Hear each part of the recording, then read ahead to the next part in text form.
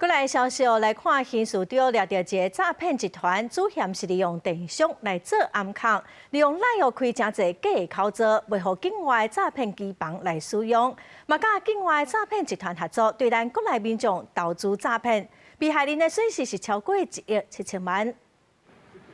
警方抓到姓地主嫌，晚上去伊伫新北的徛街所在，查到大批证物。我们会执行搜索。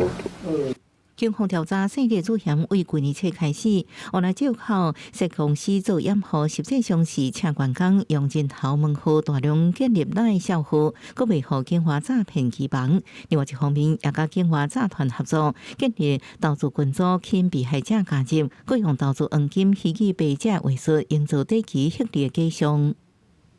假投资群组后，以投资黄金、短期高额获利等话术。诱使被害人登录假投资网站，前期营造获利假象及实际出金，取得被害人信任，投入更多资金，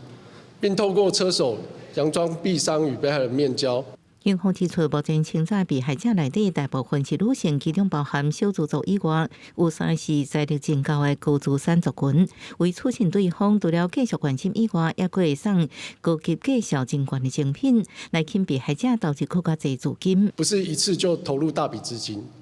它是慢慢的一次一次的投入，